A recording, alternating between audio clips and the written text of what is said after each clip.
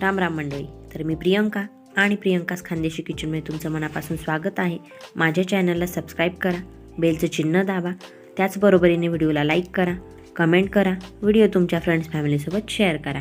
तर मंडळी, आता उद्या भोगी आहे आणि भोगीच्या दिवशी लागणारी भोगीच्या भाजीची रेसिपी मी चॅनलवर अपलोड केलेली आहे.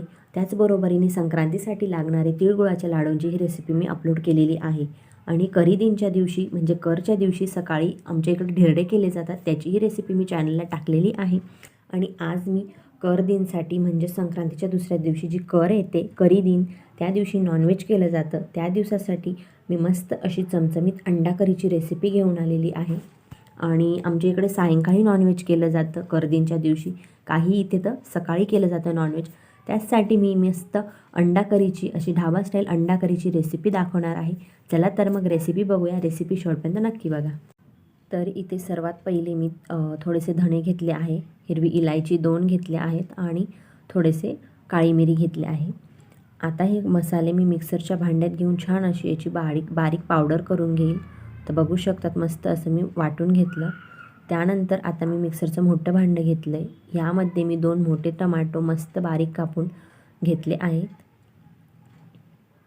यामध्ये आता 2 हिरव्या मिरच्या घेतल्या, अद्रक घेतलं आणि त्याचबरोबरीने लसूण घेतला, थोडीशी कोथिंबिरीच्या काड्या घेतल्या, याने चव खूप छान येते. त्यानंतर मी 1 चम्मच धना पावडर टाकली, 2 चम्मच लाल चटणी काश्मीरी लाल मिर्च पावडर घेतली आणि थोडंसं तेल घेतलं. याने मसाला लवकर असा मस्त दळला जातो. तर आता मस्त मी झाकण लावून हे मिक्सरला वाटून घेते. तर आता कढईमध्ये मी तेल घेतलं आहे, त्यामध्ये थोडीशी लाल चटणी आणि थोडंसं मीठ टाकून घेतलं. त्यानंतर इथे जे बॉईल करून घेतलेले एग आहेत, अंडे आहेत, त्यांना मी या प्रकारे चाकूने असं कट करून घेतलं होतं. म्हणजे जो आपण मसाला घेतला तो मसाला मस्त या अंड्यामध्ये आतपर्यंत जातो. आणि आता इथे मी हे अंडे टाकून घेते कढईमध्ये आणि ते छान असे फ्राय करून घेते. तर तुम्हाला अंडे अजून हवे असतील तर तुम्ही अजून घेतले तरी काही हरकत नाही. मी 3च अंडे घेतले आहेत. तर अंडे मस्त फ्राय करून झाले, मी यांना डिशमध्ये काढून घेते. तर आता त्याच कढईमध्ये मी 3 चम्मच तेल टाकून घेतलं. तेल गरम झाल्यावर यामध्ये जिरं घातलं, जिरं छान फुलू दिलं. त्यानंतर आता यामध्ये मी मस्त बारीक कापून घेतलेला असे 2 कांदे घेतले. आता हे कांदे छान मस्त असे परतून घ्यायचे आहेत. छान ते गुलाबी रंगावर आणि कमी होतात तोपर्यंत मस्त असे हे परतून घ्यायचे. तर इथे स्टार्टिंगला मी गॅसची फ्लेम थोडी हाय ठेवली, नंतर थोडी कमी करून घेतली. तर बघू शकतात कांदे मस्त असे परतून झाले आहेत. आता यामध्ये जे वाटून घेतलेला मसाला होता त्याची पेस्ट टाकून घेते. तर इथे मी मिक्सरच्या भांड्यात थोडीशी पेस्ट राहू दिली.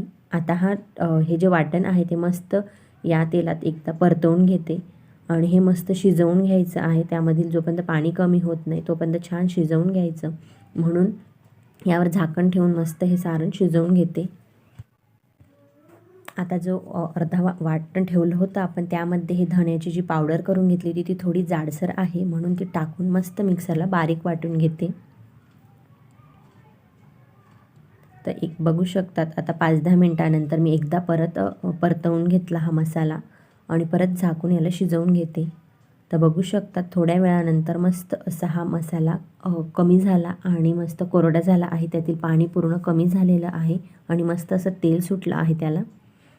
तर आता जो आपण राहिलेला बाकीचा मसाला होता, जे वाटण होतं, ते यामध्ये मी टाकून घेते आणि छान अजून मी 5 ते 7 मिनटं मस्त असं परतून घेते. म्हणजे जो नंतरचं वाटण आहे तेही छान परतलं जाईल आणि त्यातील तेलही मस्त सुटेल. तर मस्त असा मी 5 ते 10 मिनटं छान हा मसाला जो आहे तो परतून घेतला. मस्त तेल सुटलं आहे त्याला. आता यामध्ये थोडीशी हळद टाकून घेतली आणि छान असं मिक्स करून घेतलं. त्यानंतर आता त्या मिक्सरच्या भांड्यातच थोडं पाणी टाकून मी हलवून घेतलं. म्हणजे जे थोडंफार वाटण लागलं असेल मिक्सरच्या भांड्याला तर तेही पाण्यासोबत निघून जातं आणि छान एकदा मिक्स करून घेतलं. तर आता इथे हे थोडंसं घट्ट आहे.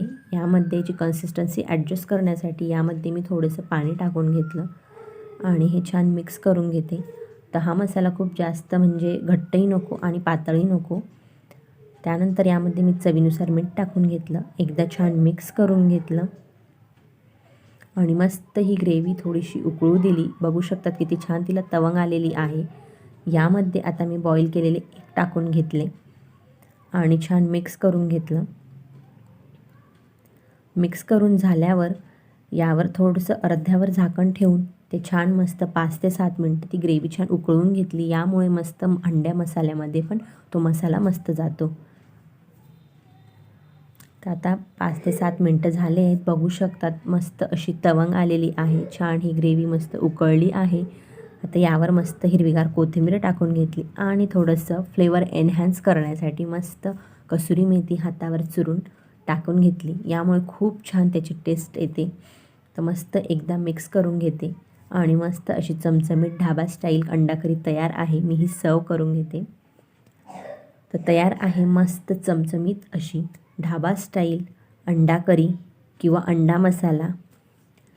तर करला नक्कीच या प्रकारे अंडा करी करून बघा आणि मला कमेंट करून नक्की कळवा कशी झाली आहे ते.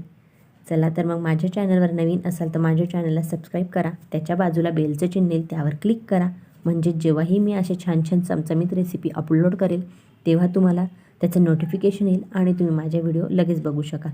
त्याचबरोबरीने तुम्हाला व्हिडिओला लाईक करायचं आहे, कमेंट करायचं आहे आणि व्हिडिओ तुमच्या फ्रेंड्स फॅमिलीसोबत शेअर करायचा आहे. व्हिडिओ पूर्ण बघितल्याबद्दल तुमच्या मनापासून धन्यवाद.